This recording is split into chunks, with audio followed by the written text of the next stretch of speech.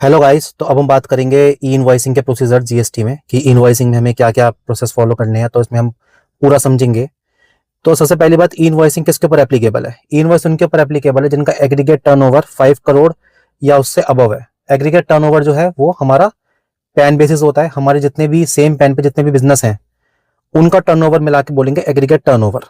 तो ये जो एग्रीगेट टर्नओवर है आपका, ये फाइनेंशियल ईयर 17-18 ऑनवर्ड्स, क्योंकि 17-18 में जीएसटी आया था, तो तब से लेकर अभी तक किसी भी फाइनेंशियल ईयर में अगर आपका टर्नओवर 5 करोड़ या उससे अबव है तो आपके ऊपर ई इनवॉइसिंग के प्रोसीजर एप्लीकेबल हो जाएंगे।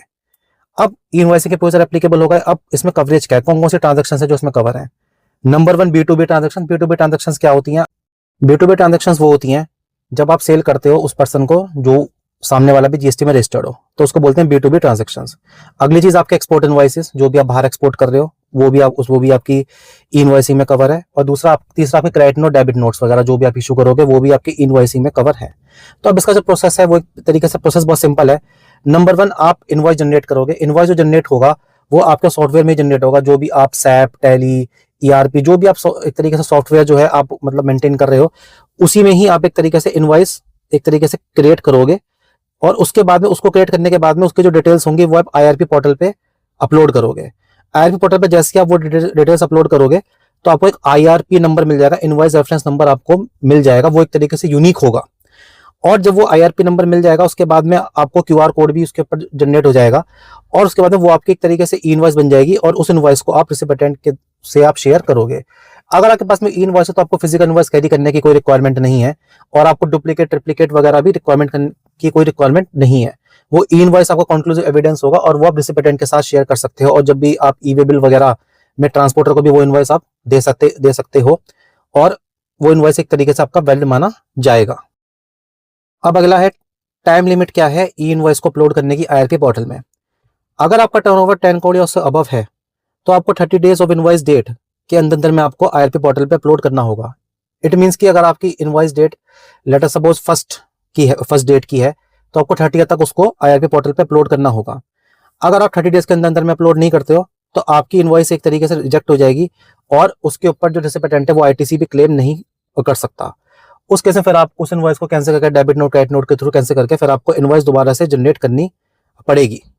अगली चीज, अगर आपका टर्नओवर लेस देन 10 करोड़ है तो उस केस में क्या 30 डेज की लिमिट तो एप्लीकेबल नहीं होती, पर आपको जो वो इनवॉइस है वो आपको जीएसटीआर 1 फाइल करने से पहले पहले आपको आईआरपी पोर्टल पे अपलोड करनी पड़ेगी, ताकि वो आपके जीएसटीआर 1 के अंदर आ जाए और आप अपनी रिटर्न एक तरीके से फाइल कर पाए। ये चीज है कि हम ई इनवॉइस को क्या अमेंड कर सकते हैं, कैंसिल कर सकते हैं। नंबर वन, अगर हमसे कुछ गलती हो गई है और अगर हम अमेंडमेंट करना चाहते हैं तो आप आईआरपी पोर्टल पे अमेंड नहीं कर सकते, बट आपको जीएसटी पोर्टल पे ही जाना पड़ेगा। जीएसटीआर 1 में ही आप उसको अमेंड कर सकते हो।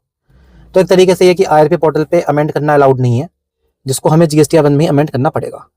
अगली चीज, कैंसिलेशन ऑफ ई इनवॉइस। क्या हम ई इनवॉइस को कैंसिल कर सकते हैं? यस, बिल्कुल कर सकते हैं, but with in 24 hours of registration of IRP. मतलब जब हम इनवॉइस को रजिस्टर करेंगे आईआरपी पोर्टल पे, उसका 24 आवर्स के अंदर में हम कैंसिल कर सकते हैं। बट अगर 24 आवर्स बीत गए फिर क्या होगा?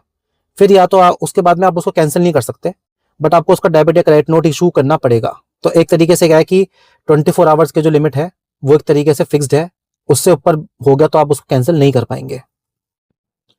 अब हम बात करते हैं ट्रांजेक्शन, कौन सी ट्रांजेक्शन कवर होती है, कौन सी कवर नहीं होती ई इनवॉइसिंग में। नंबर वन, जो कवर होती है वो बी टू बी इनवॉइसेस, मतलब जो आप रजिस्टर्ड पर्सन को जो इनवॉइस इशू कर रहे हो वो कवर होती है। डेबिट नोट, क्रेडिट नोट, ये आपके एक तरीके से इंक्लूड होते हैं। सप्लाईज जो होती है आपकी आरसीएम की अंडर सेक्शन 9 सबसेक्शन 3 में, जितनी भी सप्लाईज होती है आपकी जिन पे आपको रिवर्स चार्ज के थ्रू टैक्स एक तरीके से आपको जमा करना है। और चौथी जो एक्सपोर्ट इनवॉइसेस हैं आपकी जितनी भी हैं वो भी आपकी ई इनवॉइसिंग में कवर होती हैं। अब क्या क्या कवर नहीं होती? नंबर वन, आपकी B2C इनवॉइस कवर नहीं होती। अगर आप किसी अनरजिस्टर्ड पर्सन को इनवॉइस इशू कर रहे हो तो वो ई इनवॉइसिंग में नहीं आती। नंबर टू, अगर आप कोई भी इंपोर्ट कर रहे हो सर्विसेज का या फिर गुड्स का, तो वो भी आपकी ई इनवॉइसिंग में नहीं आती। और अगली चीज, जो रिवर्स चार्ज है आपका अंडर सेक्शन 9 सबसेक्शन 4, जिसमें एक तरीके से अनरजिस्टर्ड पर्सन जो होते हैं वो लाइबल होते हैं आरसीएम पे करने के लिए, तो उसमें भी आपको इनवॉइसिंग इशू करने की कोई रिक्वायरमेंट नहीं पड़ती है। अब अगली बात करते हैं एंटाइटीज कौन कौन सी एग्जाम्प्ट है ई इनवॉइसिंग से। नंबर वन, गवर्नमेंट डिपार्टमेंट या लोकल अथॉरिटीज वगैरह, ये एग्जाम्प्ट है। Insurance, banking company, financial institutions, ये एग्जाम्प्ट है। पैसेंजर ट्रांसपोर्टेशन सर्विस, जैसे कि बसेस वगैरह होती हैं, ट्रेन्स होती हैं, एरोप्लेन्स होते हैं, ये पैसेंजर को ट्रांसपोर्ट करते हैं, तो ये भी एग्जाम्प्ट है। अगली चीज, जो गुड्स ट्रांसपोर्ट एजेंसीज होती हैं जो एक तरीके से ट्रांसपोर्ट करती हैं गुड्स का, जो भी आपके एक तरीके से ट्रांसपोर्टर्स वगैरह हैं, तो वो भी एग्जाम्प्ट है, उन पे भी इनवॉइसिंग के प्रोसेस एप्लीकेबल नहीं होते। अगला है एसईजेड यूनिट्स। जो एसईजेड यूनिट्स हैं वो भी आपके एग्जाम्प्ट है, बट जो एसईजेड डेवलपर्स हैं या जो सप्लाईज आप एसईजेड को कर रहे हो वो ई इनवॉइसिंग से एग्जाम्प्ट नहीं होती है। तो डेट मीन्स कि एसईजेड डेवलपर्स एग्जाम्प्ट नहीं है, बट एसईजेड यूनिट जो है वो एग्जाम्प्ट है, या अगर आप एसईजेड यूनिट्स को सप्लाई कर रहे हो तो वो भी ई इनवॉइसिंग से एग्जाम्प्ट नहीं है। अब ये जो सिनेमा हॉल्स वाले हैं या मतलब मूवीज हॉल्स वाले हैं, पीवीआर है, आइनॉक्स है, ये भी एक तरीके से आपके एग्जाम्प्ट हैं, इनको भी ई इनवॉइसिंग इशू करने की कोई जरूरत नहीं है। अब बात करते हैं हम क्यूआर कोड की। जब भी हम इनवॉइस को आईआरपी पे अपलोड करेंगे तो जो इनवॉइस जनरेट होगी उसमें एक तो आईआरएन नंबर होगा, इनवॉइसेशन नंबर होगा जो यूनिक होगा, और उसके साथ में एक क्यूआर कोड भी होगा, वो भी जनरेट होगा। उस क्यूआर कोड का फायदा क्या होगा, उस क्यूआर कोड को स्कैन करके जो जीएसटी ऑफिसर्स हैं उनके पास एक ऐप होगी, उस ऐप में वो इनवॉइस की सारी डिटेल्स क्या कर सकते हैं, वो एक तरीके से देख सकते हैं, और या फिर सेंटर पोर्टल से भी ये एक तरीके से वेरीफाई की जा सकती है। अब क्यूआर कोड में क्या क्या चीजें उनको दिखेंगी, जीएसटी नंबर सप्लायर का और रेसिपिटेंट का, इनवॉइस नंबर जो आप देंगे एक तरीके से सप्लायर जो इनवॉइस नंबर देगा, इनवॉइस रेफरेंस नंबर जो होगा, इनवॉइस को आपने जनरेट करी है, डेट ऑफ इनवॉइस क्या है, और आईआरएन आपने कब जनरेट करा है, वो इनवॉइस की वैल्यू क्या है, उसमें टैक्सेबल वैल्यू और टोटल टैक्स सीजीएसटी या जीएसटी आईजीएसटी, कितने लाइन आइटम्स है, मतलब एचएसएन कोड है वो कितने, उनके लाइन आइटम्स कितनी है, और जो मेन आइटम का एचएसएन कोड है मतलब जिसके हाईएस्ट टैक्सेबल वैल्यू है वो एचएसएन कोड भी उसमें एक तरीके से शो करेगा। अब अगली चीज बात करते हैं डायनामिक क्यूआर कोड क्या होता है। डायनामिक क्यूआर कोड के जो प्रोविजन है वो उनके लिए एप्लीकेबल है जिनका टर्नओवर 17-18 में कभी भी 500 करोड़ या उससे अब रहा हो किसी भी फाइनेंशियल ईयर में, तो उनके ऊपर डायनामिक क्यूआर कोड के प्रोविजन एप्लीकेबल होते हैं। अब ये किसको इशू किया जाता है, ये इशू किया जाता है B2C इनवॉइसेस को। B2C इनवॉइसेस पे ई इनवॉइस के प्रोविजन एप्लीकेबल नहीं है उनके लिए, बट डायनामिक क्यूआर कोड जो है वो उनको इनवॉइस पे एक तरीके से लगाना पड़ेगा। और अगर आप इनवॉइस किसी यूआईएन होल्डर को भी जिनके पास यूनिक आइडेंटिफिकेशन नंबर है, वो भी एक तरीके से अनरजिस्टर्ड माना जाता है जीएसटी में, अगर आप उसको इनवॉइस इशू कर रहे हो तो उसके ऊपर भी डायनामिक क्यूआर कोड के प्रोविजन एप्लीकेबल होते हैं। तो इसका सिंपल पर्पस ये कि जो भी डिजिटल पेमेंट्स है उनको एंकरेज किया जाए। जो रिसिपिटेंट है वो सिंपल क्यूआर कोड स्कैन करेगा, क्यूआर कोड स्कैन करने के बाद में उसको कितना अमाउंट पे करना है वो डिटेल आ जाएगी, और उससे वो अपनी बैंक की जो भी ऐप है या जैसे पेटीएम है या फिर फोन पे है उससे वो एक तरीके से पेमेंट कर सकता है। इसको जो जनरेट करेगा वो कौन करेगा, सेलर करेगा, या तो पॉइंट ऑफ सेल मशीन पर जनरेट करेगा, जो भी उसकी जो मशीन होती है उस पर जनरेट करेगा, या फिर वो इनवॉइस पे वो एक तरीके से मतलब इशू करेगा।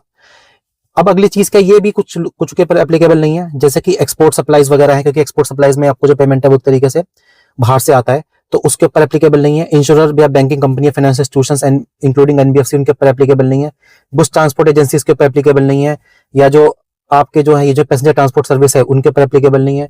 ओएडीआर सर्विस जो होती है, जो भी हम ऑनलाइन एक तरीके से कोई भी पीडीएफ वगैरह या ऑनलाइन हम कुछ भी एक तरीके से चीजें खरीदते हैं, जैसे एप्स वगैरह हो गई या जैसे पीडीएफ वगैरह हो गई, तो ये जो भी इंटेंजिबल चीजें लेते हैं इनके ऊपर भी एप्लीकेबल नहीं है। और जो सिनेमा हॉल्स वगैरह हैं उनके ऊपर भी ये डायनामिक क्यूआर कोड के प्रोविजंस एप्लीकेबल नहीं होते। अब इन्फॉर्मेशन क्या क्या चाहिए, मैं डायनामिक क्यूआर कोड में क्या क्या इन्फॉर्मेशन होगी, एक तो सप्लायर का जीएसटीएन होगा, सप्लायर की यूपीआई आईडी होगी, इनवॉइस नंबर, डेट होगी, टोटल इनवॉइस वैल्यू होगी, उसमें जीएसटी अमाउंट कितना है, सीजीएसटी, एसजीएसटी, आईजीएसटी वो कितना है, और पे का जो बैंक नेम होगा और आईएफएससी कोड होगा वो उसके अंदर डायनामिक क्यूआर कोड के अंदर होगा। अब हम कुछ केसेस की बात करते हैं डायनामिक क्यूआर कोड के केसेस में। अगर इनवॉइस का पेमेंट हो चुका है, मतलब इनवॉइस जनरेट होने से पहले ही जो रिसिपिएंट है उसने आपको पेमेंट कर दिया है, तो उस केस में जब पेमेंट ऑलरेडी हो चुका है तो आपको इनवॉइस में क्यूआर कोड की कोई डायनामिक क्यूआर कोड की कोई रिक्वायरमेंट नहीं है। बट अगर उसने पेमेंट नहीं करा है, पेमेंट वो इनवॉइस जनरेट करने के बाद करेगा, तो फिर उस केस में क्यूआर कोड आपको इनवॉइस पे डालना मैंडेटरी है, डायनामिक क्यूआर कोड। अगली चीज, अगर आप फॉरेन रिसिपिएंट है सर्विसेज के लिए, अगर आप कोई सर्विस बाहर एक तरीके से आपने इंपोर्ट करी है, आपका फॉरेन रिसिपिएंट है जो इंडिया से बाहर रहता है, और दूसरी बात पेमेंट जो करेगा वो आपको एक तरीके से फॉरेक्स में करेगा, तो भी उस केस में क्यूआर कोड की कोई रिक्वायरमेंट नहीं होती। अब अगली चीज क्या है, लास्ट जो केस है वो है पार्ट पेमेंट केस। अगर पेमेंट जो है वो आपको कुछ पेमेंट इनवॉइस से पहले मिल गया है, कुछ पेमेंट आपको इनवॉइस के बाद मिल रहा है, तो जो आपको जो बैलेंस अमाउंट है उसी बैलेंस अमाउंट का आप एक तरीके से क्यूआर कोड जनरेट करोगे, जिसको रिसिपिएंट जो स्कैन करके जो बैलेंस अमाउंट है वो एक तरीके से आपको पे कर सकता है। तो गाइस ये थे इनवॉइसिंग के सारे प्रोविजन जो इस तरीके से जीएसटी में होते हैं। तो आप कमेंट करिएगा कि आपको वीडियो कैसी लगी, और लाइक शेयर सब्सक्राइब करिए मेरे चैनल को, ऐसी और इन्फॉर्मेटिव वीडियोस और आने वाली हैं। Thank you very much.